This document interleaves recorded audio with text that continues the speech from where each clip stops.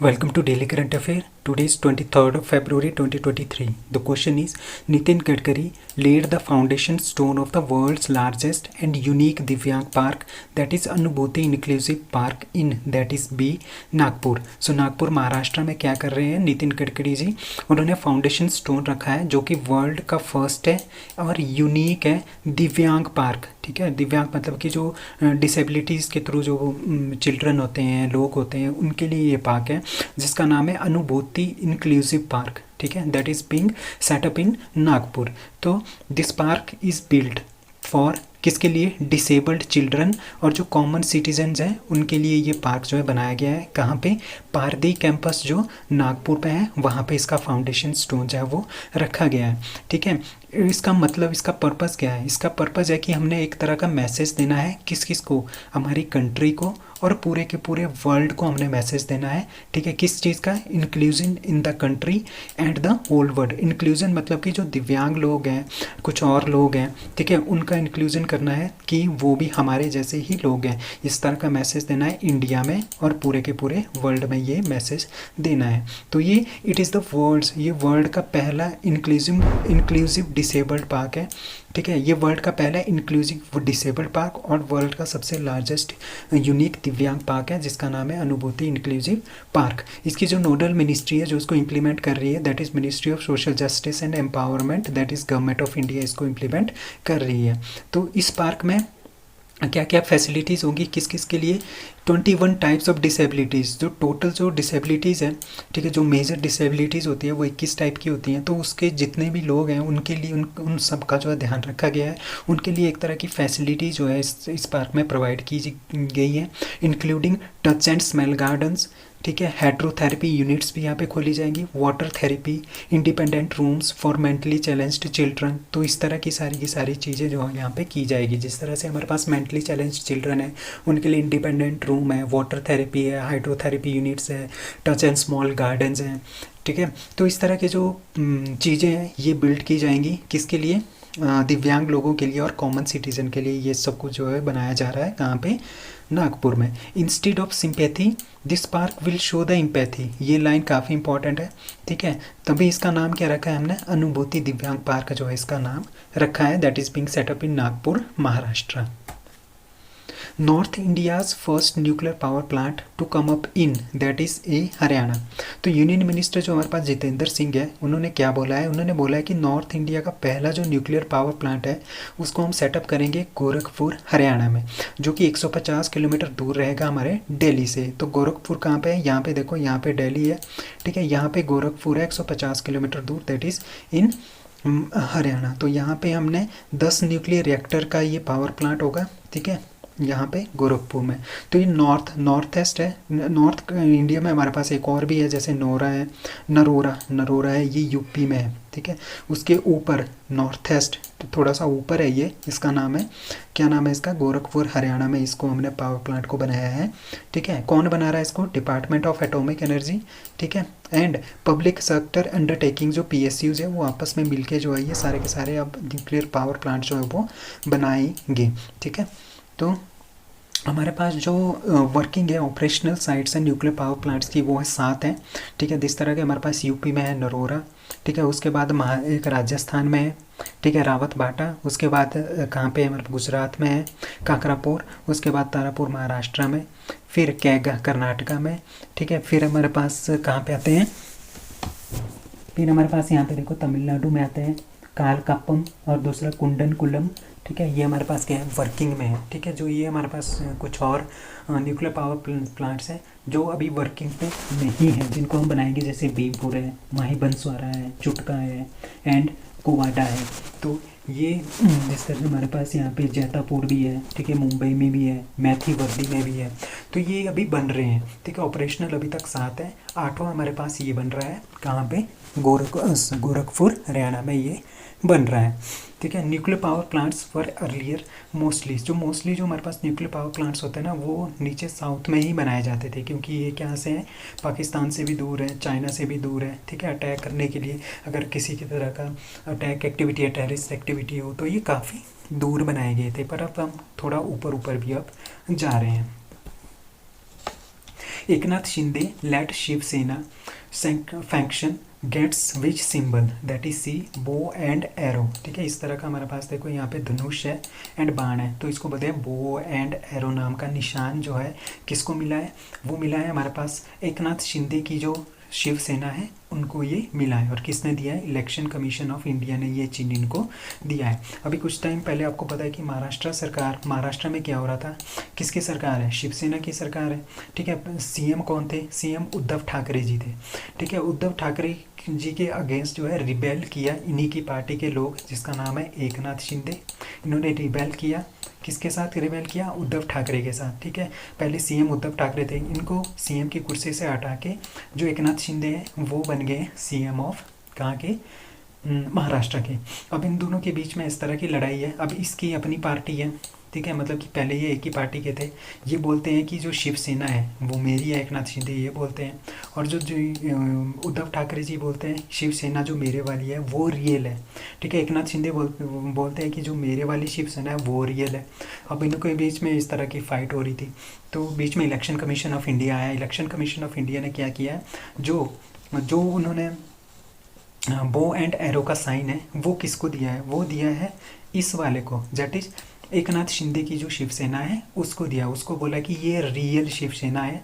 ठीक है, रियल शिवसेना है, एकनाथ शिंदे वाली शिवसेना है। तो इसको इन्होंने क्या दिया, इलेक्शन कमीशन ऑफ इंडिया ने ये वाला धनुष और बाण, दैट इज बो एंड एरो का निशान इनको दिया है। अब शिवसेना के जो दूसरे लीडर है उद्धव ठाकरे जी, उन्होंने बोला है कि जो रियल शिवसेना है ये दूसरी शिवसेना को इन्होंने बोल दिया है, तो ये डेंजरस है डेमोक्रेसी के लिए और ये इसको चैलेंज करेंगे सुप्रीम कोर्ट में भी।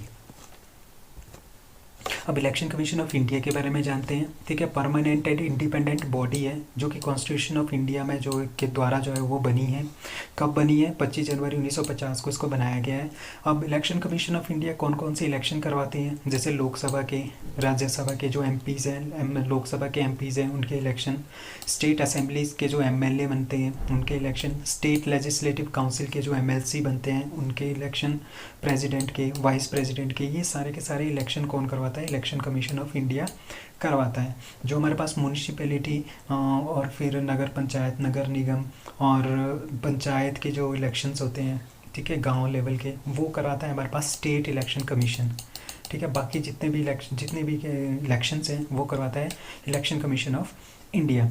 ठीक है, तो बेसिकली देर आर द, अब हमारे पास जो चीफ इलेक्शन कमीशन है उसमें हमारे पास एक चीफ इलेक्शनर कमिश्नर है और 2 इलेक्शन कमिश्नर है। ठीक है, एक चीफ है, 2 इलेक्शन कमिश्नर है, सिंपल वाले। ठीक है, जो फर्स्ट चीफ इलेक्शन कमिश्नर था इंडिया का वो था सुकुमार सेन जो कि 1950 को बना था। उसके बाद करंट चीफ इलेक्शन कमिश्नर कौन है, दैट इज राजीव कुमार। और करंट जो इलेक्शन कमिश्नर, 2 इलेक्शन कमिश्नर हैं, that is Anup Chandra Pandey and Arun Goyal ji. ठीक है, और इनको अपॉइंट कौन करता है, प्रेसिडेंट ऑफ इंडिया इनको अपॉइंट करता है 6 सालों के लिए और 65 ईयर्स तक, जब तक इनकी एज नहीं हो जाती, मतलब कि जो भी इनमें से पहले आएगा, 6 साल पहले आएगा तो 6 साल, 65 साल इनकी एज पहले आएगी तो 65 साल तक इनको क्या किया जाएगा, अपॉइंट किया जाएगा। What is the name of the Saudi Arabia's indoor super city mega project in Riyadh. ठीक है, सऊदी अरेबिया क्या कर रहा है, एक सुपर सिटी बना रहा है, सुपर सिटी मेगा प्रोजेक्ट जो है बना रहा है, कहाँ पे, रियाद में। ठीक है, इंडोर सुपर सिटी, ठीक है, जिसका नाम है मुकाब। मुकाब का मतलब होता है इस तरह का क्यूब लाइक स्ट्रक्चर, ये क्यूब की तरह एक स्ट्रक्चर बना रहे हैं।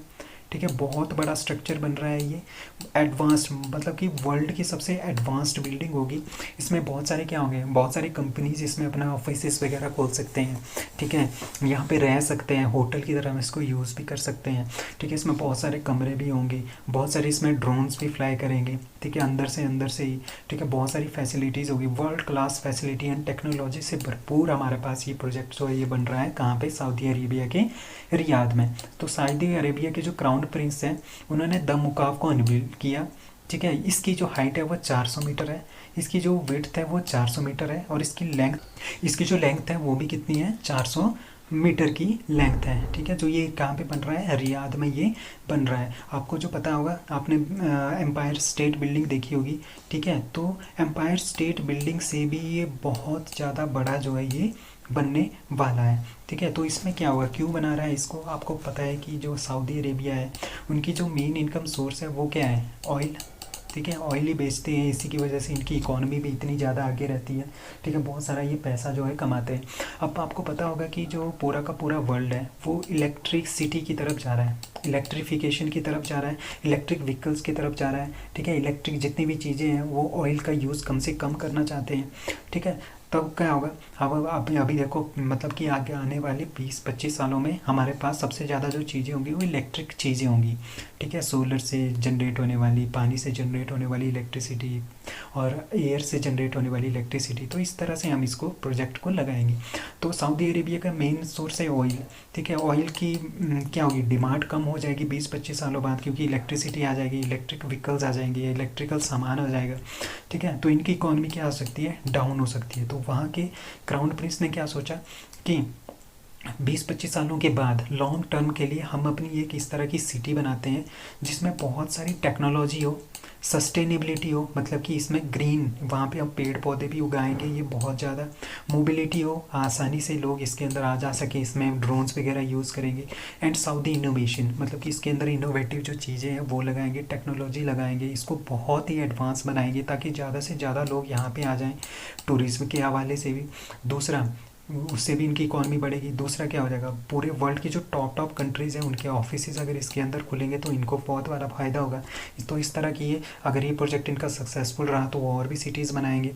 तो इस तरह से क्या हो जाएगा, इनको बहुत ज़्यादा फ़ायदा हो जाएगा लॉन्ग टर्म के लिए। तो इस तरह का ये सोच रहे हैं। सो ये वर्ल्ड का सबसे लार्जेस्ट वर्ल्ड तो ये वर्ल्ड का सबसे लार्जेस्ट सिटी बन रही है रियाद में, बहुत ही ज़्यादा एडवांस सिटी बन रही है। इसका स्ट्रक्चर है क्यूब लाइक सिटी, क्यूब की तरह इसका स्ट्रक्चर है, तभी इसको मुकाब बोलते हैं। मुकाब का मतलब होता है क्यूब लाइक सिटी। ठीक है, और इसका आर्किटेक्चर स्टाइल है नाजदी। ठीक है, आपने ये दोनों याद रखने कि क्यूब लाइक सिटी है मुकाब, और इसका जो आर्किटेक्चर है वो है नाजदी टाइप का आर्किटेक्चर। और इसको कौन बना रहा है, मुरब्बा प्रोजेक्ट, ये मुरब्बा प्रोजेक्ट के अंदर आता है। मुरब्बा एक कंपनी है, उनके वो इनको ये बना रही है। इसमें रेजिडेंशियल 1,04,000 जो रेजिडेंशियल यूनिट्स है इसमें होंगी। ठीक है, 9,000 होटल के रूम होंगे, 9,80,000 स्क्वायर मीटर्स के रिटेल स्पेस होगा, 1.4 मिलियन स्क्वायर मीटर्स के इसमें ऑफिसेज भी खुल सकते हैं। ठीक है, तो इस तरह का ये बहुत बड़ी जो है बिल्डिंग बन रही है। इसमें क्या होगा, ग्रीन एरिया भी होगा, इसमें बहुत सारे पेड़ पौधे भी उगाए जाएंगे, वॉकिंग पाथ भी होंगे। ठीक है, हेल्दी लाइफस्टाइल को जो प्रमोट करते हैं वो सब कुछ इसमें किया जाएगा। ठीक है, और ये 20 मिनट की ड्राइव पे होगा, कहाँ से, एयरपोर्ट से ये 20 मिनट की ड्राइव के पास ये दूर होगा। ठीक है, और 2030 तक इसको जो है सऊदी अरेबिया इसको कंप्लीट करने वाला है। अब इलेक्ट्रामा 2023 जो कि सबसे लार्जेस्ट सोलो इलेक्ट्रिकल एग्जीबिशन है पूरे के पूरे वर्ल्ड में, जो कि कहाँ पे हो रहा है, इंडिया एक्सपो मार्ट, कहाँ पे, ग्रेटर नोएडा में। ठीक है, तो जो इंडिया एक्सपो मार्ट है ग्रेटर नोएडा में, वहाँ पे लार्जेस्ट सोलो इलेक्ट्रिकल एग्जीबिशन हो रहा है, जो कि वर्ल्ड का सबसे लार्जेस्ट सोलो इलेक्ट्रिकल एग्जीबिशन है, जिसका नाम है इलेक्ट्रामा 2023, जो वो हो रहा है कहाँ पे, ग्रेटर नोएडा में, जिसकी जो थीम है वो है री इमेजिनिंग द फ्यूचर।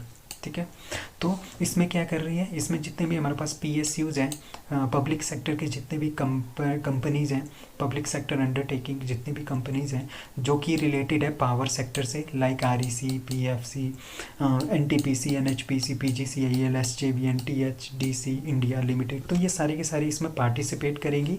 ठीक है, पावर पेविलियन में, उसमें बहुत सारी वैरायटी की ये टेक्नोलॉजी शो करेंगे, बहुत सारी एक्टिविटीज़ शो करेंगे, including e-mobility, energy transition, green financing, smart cities, smart grids and smart meters के बारे में बताएंगे लोगों को, इनको शो करेंगे ताकि ज़्यादा से ज़्यादा लोग इनकी तरफ आकर्षित हों। ठीक है, ज़्यादा से ज़्यादा और इस तरह का हम शो कर सके कि हम इंडिया में इस तरह की टेक्नोलॉजी ला रहे हैं। तो ये सारा का सारा शोकेस कहाँ पे होगा, इलेक्ट्रामा 2023 में होगा, जो कि ग्रेटर नोएडा में आयोजित किया जा रहा है। तो ये एक तरह का ट्रिब्यूट है उन लोगों के लिए जिन्होंने पावर सेक्टर में पॉलिसीज़ बनाई है, टेक्नोलॉजी को लाया है, इसने ट्रांसफॉर्मेशन किया है पावर सेक्टर का, तो उनके लिए एक तरह का ये ट्रिब्यूट है, जो कि कहाँ पे हो रहा है, ग्रेटर नोएडा में हो रहा है। India's first hybrid rocket launched in, that is the Chengalpattu. So Chengalpattu हमारा तमिलनाडु में आता है, वहाँ से जो है ये इसको लॉन्च किया गया है, जो कि इंडिया का पहला हाइब्रिड रॉकेट है। ठीक है, हाइब्रिड का रॉकेट का मतलब क्या होता है? हाइब्रिड रॉकेट का मतलब होता है हमने by propellant rocket engine use किया है इसमें। बाई प्रोपेलेंट, बाई का मतलब दो, प्रोपेलेंट मतलब कि जिससे जो हमारा रॉकेट चलता है। तो इसमें दो स्टेजेस होंगी, दो डिफरेंट स्टेट्स होगी। किसकी? प्रोपेलेंट की मतलब कि जिससे फ्यूल, प्रोपेलेंट को हम फ्यूल भी बोलते हैं, जिससे हमारे पास इंजन चलता है। तो ये दो डिफरेंट स्टेट में होगा, that is liquid and solid, दोनों से ये चलेगा। ठीक है, तभी इसको बोलते हैं हाइब्रिड रॉकेट। तो ये फर्स्ट हाइब्रिड रॉकेट है जो चेंगालपट्टू तमिलनाडु से हमने इसको लॉन्च किया है। तो ये इंडिया का पहला हाइब्रिड रॉकेट है, मेड बाय द, किसने बनाया इसको? स्कूल के स्टूडेंट्स ने इसको बनाया है as a part of doctor APJ Abdul Kalam satellite launch vehicle mission 2023। कहाँ से? पट्टीपुलम विलेज, जो पट्टीपुलम विलेज है चेंगलपट्टू में तमिलनाडु में, वहाँ से इसको क्या किया जाएगा, इसको लॉन्च किया जा रहा है। ठीक है, इसमें जो सिलेक्टेड 100 स्टूडेंट्स थे उन्होंने इसमें पार्टिसिपेट किया, उन्होंने इसको बनाया है, जो कि किसके रिसर्च के लिए यूज़ किया जाएगा? जैसे वेदर, एटमॉस्फेरिक कंडीशन और रेडिएशन के रिसर्च के लिए हम इसका यूज़ करेंगे। अब 3500 जो गवर्नमेंट स्कूल्स हैं, कहाँ के? तमिलनाडु के एंड पुडुचेरी के। ठीक है, कितने स्कूल्स? 3500 प्लस जो स्कूल्स हैं। ठीक है, तो वहाँ से हमने 100 लोगों को लिया, 100 स्टूडेंट्स को लिया, उन्होंने क्या किया है, ये सारी की सारी इन्वेंशन की, उन्होंने ये रॉकेट बनाया है। ठीक है, इसका नाम है ये इंडिया का पहला रॉकेट है जो कि हाइब्रिड रॉकेट है। ठीक है, इसमें कौन कौन सी ऑर्गेनाइजेशन आई? Martin foundation in association with doctor APJ Abdul Kalam international foundation and space zone India. तो ये तीनों आपस में आए, इन्होंने ये वाला रॉकेट जो है ये बनाया है। अभी कुछ दिन पहले हमने एक न्यूज़ पढ़ी थी कि इंडिया का सबसे पहला प्राइवेट रॉकेट जिसका नाम है विक्रम एस, किसने बनाया था उसको? स्काईरूट एरोस्पेस ने इसको बनाया था, जिसको हमने श्रीहरिकोटा से लॉन्च किया था। So next question is who was OP Kohli? OP Kohli जो है इनकी अभी डेथ हुई है। He was a politician. ठीक है, ये क्या थे? ये 19वें गवर्नर थे गुजरात के 2014 से 2019 तक। ठीक है, और ये राज्यसभा के मेंबर भी थे। ठीक है, तो इनकी अभी भी क्या हुई है? डेथ हुई है। तो farmer Gujarat governor and veteran Bharatiya Janata party के leader that is Om Prakash Kohli, जिनकी अभी डेथ हुई है 20 फरवरी को। He was 87 years of old. तो ये जो बीजेपी है, दिल्ली की जो बीजेपी है, वहाँ के प्रेसिडेंट भी रह चुके हैं। अभी कॉलेज लेवल में ये एबीवीपी के वेरियस पोजीशन में इन्होंने काम किया है दिल्ली यूनिवर्सिटी में। ठीक है, दिल्ली यूनिवर्सिटी के टीचर एसोसिएशन में भी इन्होंने पार्टिसिपेट किया है, और ये आरएसएस के वर्कर भी रह चुके हैं, वॉलंटियर भी रह चुके थे। ठीक है, और 3 बार ये प्रेसिडेंट रह चुके हैं दिल्ली बीजेपी के, और दिल्ली को इन्होंने रिप्रेजेंट भी किया है राज्यसभा में। और बहुत सारी ऑर्गेनाइजेशनल चार्ज भी थे इनके पास, जम्मू कश्मीर, हिमाचल प्रदेश, चंडीगढ़ एंड पंजाब एंड हरियाणा के ऑर्गेनाइजेशनल चार्ज भी इन्हीं के पास थे। किस रूप में इन्होंने काम किया वहाँ पे? नेशनल एग्जीक्यूटिव ऑफ बीजेपी के रूप में काम किया। तो आपने याद रखना है, ये 90th गवर्नर थे गुजरात के 2014 से 2019 तक, और राज्यसभा के भी मेंबर थे, जिनका नाम है ओपी कोहली, जिनकी अभी क्या हुई है? डेथ हुई है। He was a politician. Union minister of food processing industry inaugurate India pavilion at that is B Dubai. ठीक है, अभी दुबई में क्या हो रहा है? गल्फ फूड एक बहुत बड़ा एग्जीबिशन हो रहा है। ठीक है, कहाँ पे हो रहा है? दुबई।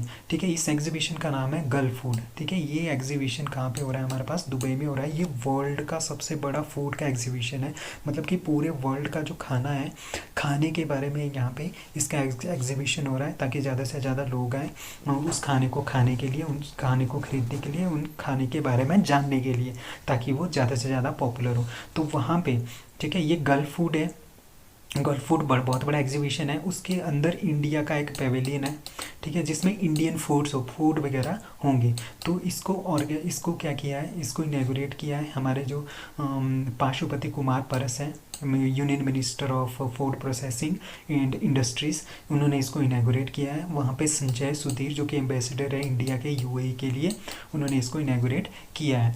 तो और ये इंडिया का जो ये पेवेलियन है ना, ये सबसे वर्ल्ड का, तो हमारा ये सबसे बड़ा है इंडिया पेवेलियन, सबसे लार्जेस्ट पेवेलियन है गल्फ फूड 2023 में। इसमें 306 कंपनीज़ हैं जो रिलेटेड है हमारी फूड से रिलेटेड, लाइक एसएमईज, स्टार्टअप्स और कुछ और कंपनीज़ हैं इसमें, ठीक है। तो ये इसमें कंपनीज़ किससे रिलेटेड होगी? फूड से रिलेटेड होगी, बेवरेज से रिलेटेड होगी, pulses, cereal, food, meat, poultry, dairy, fats and oils. तो इस तरह की जितने भी हमारे पास खाने वाली चीज़ें हैं ना, वो सारी की सारी यहाँ पे शोकेस होंगी। और इसमें बहुत सारी खाने वाली जो कंपनीज़ हैं लाइक अमूल, एमडीएच, पार्ले, रसना, बीकानेर वाला, बिकाजी, तो इस तरह की सारी कंपनी जो रिलेटेड टू फूड आइटम्स बनाती है, वो यहाँ पे क्या करेगी? अपने फूड बेवरेज को प्रदर्शित करेगी, ताकि यहाँ पे बहुत सारे लोग आएंगे, वो उनको देखेंगे, वो उसकी तरफ अट्रैक्ट होंगे और उनको ख़रीदना चाहेंगे। हमने यहाँ पे पल्सेस वगैरह भी ऐड किए हैं, मिलेट्स भी ऐड किए हैं। किसको मनाने के लिए? इंटरनेशनल ईयर ऑफ मिलेट जो कि 2023 है। तो ये 2023 को हमने क्या मनाया है? इंटरनेशनल ईयर ऑफ मिलेट्स हम इसको मना रहे हैं। तभी हम इंडियन पेवेलियन की जो मेन थीम है वो इसी के ऊपर रहेगी, इंटरनेशनल ईयर ऑफ मिलेट 2023 के अंदर। अब जो एपेटा है उसने साइन किया है हमारे पास लुलु ग्रुप इंटरनेशनल को, ये एक और न्यूज़ है, ठीक है। लुलु ग्रुप ऑफ इंटरनेशनल जो है, अपेडा ने उनको साइन किया है for promotion of millets in the supermarkets in the UAE में, ठीक है। So that's all for today, thank you.